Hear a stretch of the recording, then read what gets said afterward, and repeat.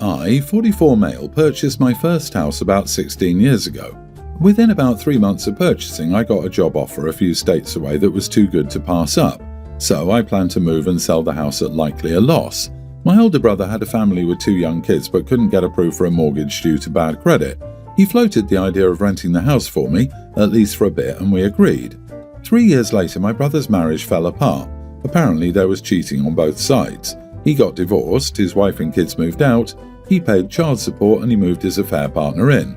The affair partner has 2 young kids, both toddlers at the time, but neither are my brother's kids. The partner is someone I've tolerated but never liked. I think the feeling is mutual. But my brother has continued to rent from me through the years. He was always the only person on the lease with the partner listed as an occupant. The lease is month to month. A couple of months ago, my brother died unexpectedly. I went and spoke to my attorney because I wanted to sell the house, give some money to my brother's bio kids, and put the rest away for a nest egg. I told my brother's partner she needed to leave the home, and she refused. So I'm going through the formal eviction process. She says the house is my brother's house, and how dare I kick his partner out of his house? That obviously is not the case. She and some family members are calling me an idiot for kicking her out of my brother's house and making her kids leave the only home they've ever known. Not the idiot. Your brother should have taken care of this. Oh wait, he couldn't because it wasn't his property. Follow eviction, but please do an inspection now or whatever the law allows, because I don't trust her not to ruin the house in revenge. My thoughts exactly. If you can, you might want to thoroughly inspect and take videos of the house before she's evicted. Given her sense of entitlement, she may cause damage to the home. You might ask your lawyer for advice on communicating to her that she will be liable for any damage. It's not your fault that the girlfriend is under the impression it was your brother's house. I'm sure most people believe it was his house. It wouldn't be shocking to learn that that's what the brother has been telling people. OP, can she afford rent and utilities, taxes, property upkeep, repairs, and insurance if she stays? If not, you're not obligated to do these and support her. As for those crying about kicking children out, they were toddlers 13 years ago. They're not young children now, much less young enough to be traumatized by moving. To top it off, they're not biologically related to you. Go ahead and sell. I, 38 female, have 4 young kids with my husband, 40 male. They're a kindergartner, preschool twins and a toddler. Our kids are well behaved in general. Anyone with young kids can confirm sometimes they have tantrums or get upset. Sometimes it's over big things and sometimes it's over something silly. For example, our kindergartner was upset this morning because his shoes weren't blue. They've never been blue, they've always been green. Today, I guess he just felt he wanted blue shoes. A phrase I use when calming my kids down over small issues is, "What's the story, macaroni?" They love it when I say this, even when they're fussy or upset. I'm not sure why, but maybe it's just as simple as they think I see them as macaroni. Maybe it's the silliness of it. I can't remember where I heard it.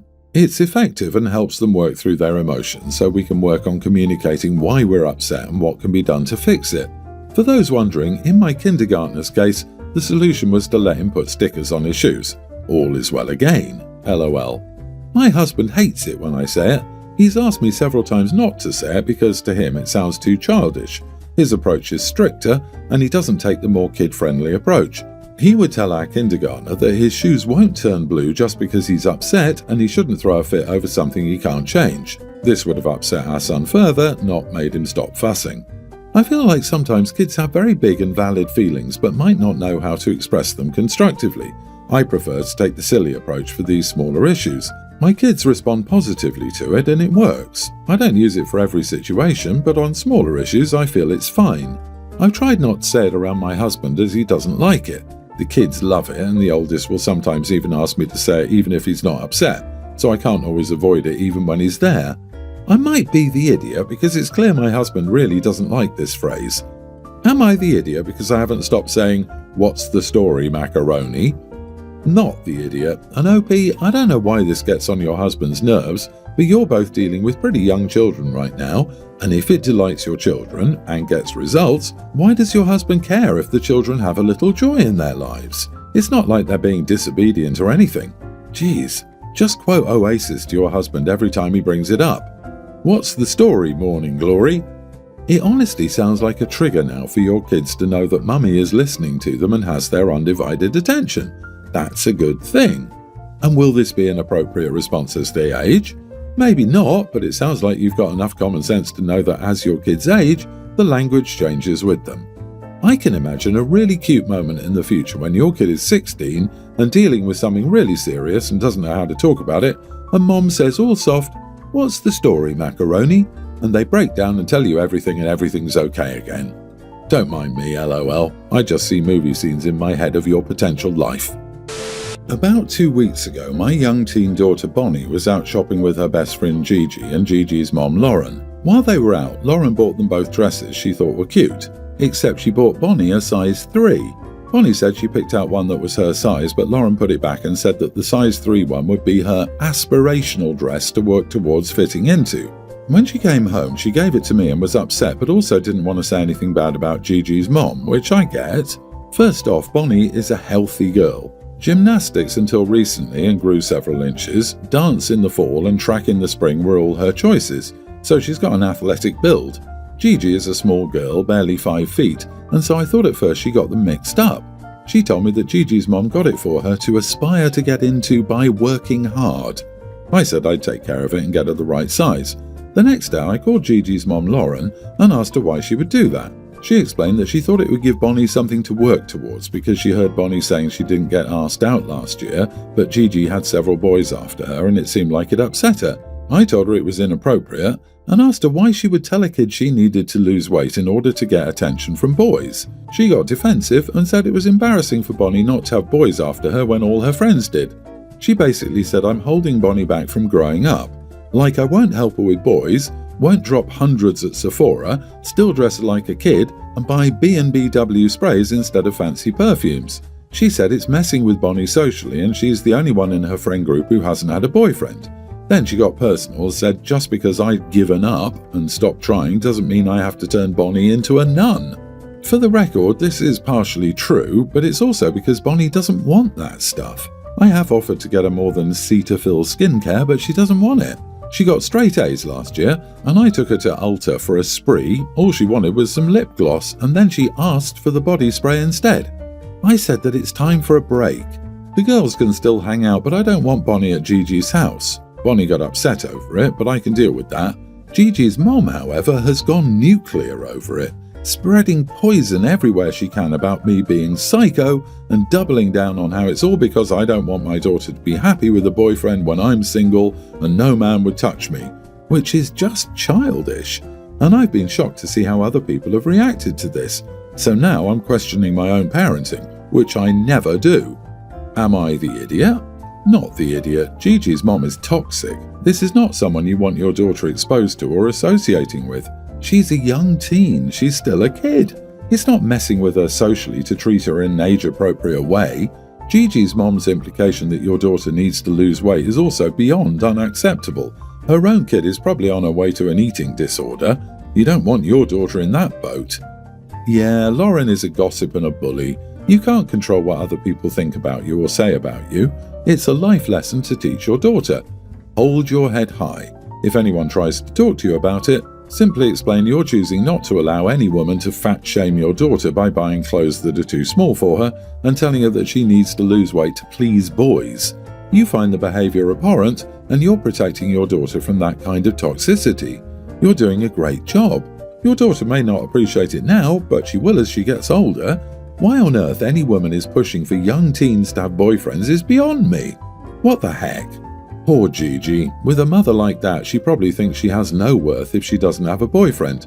And then add in the superficial body nonsense, and that poor girl is going to have so many issues in the future. You should buy her perfume so she's more appealing. Jeez, she'll think any criticism and mistreatment she receives from others is deserved. My ex, 33 female, and I, 32 male, share 2 children, ages both tweens. We broke up 8 years ago. She's since married her husband, 39 male, and since that point he's attempted to take on the role of second dad to my kids. They've not seen him that way so far. They're respectful and they listen to him as an adult in one of their homes. Custody is shared, so they spend an equal amount of time at both houses. But according to my ex, they don't treat their stepdad like he's their parent or another dad. This has been a source of tension for about 4 years now. My ex's husband wanted us to find a way to share Father's Day, even though the court order says I get Father's Day and my ex gets Mother's Day. Her husband feels that he plays a significant enough role to get a piece of the day too. I disagree. My ex wanted to find a compromise, but her husband hates being around me, so us all being together wouldn't work either. Why does her husband hate being around me? He hates seeing the kids and me together. He said he feels like a nobody, like he's an inanimate object, and he ceases to exist to the kids when I'm around. My ex said he just wishes we could both be equal dads in the kids' eyes, but their love only goes to me. Last year was a particularly tense few days around Father's Day because I had a broken leg and still did something with the kids, which my ex's husband found selfish. He said even damaged. I couldn't let him be dad for a day. My ex's husband can't have children. She's told me this is in an attempt to get me to step aside more, but I ignore this point. My kids being respectful but not embracing their stepdad as their dad or a third parent is something that really bothers him and my ex. The stepdad's work has a father and kids barbecue taking place in a couple of weeks. My ex suggested the kids should take their stepdad, but they didn't want to because it's for fathers and their kids. She said stepdads and grandpas would still have people come with them, but they didn't want to.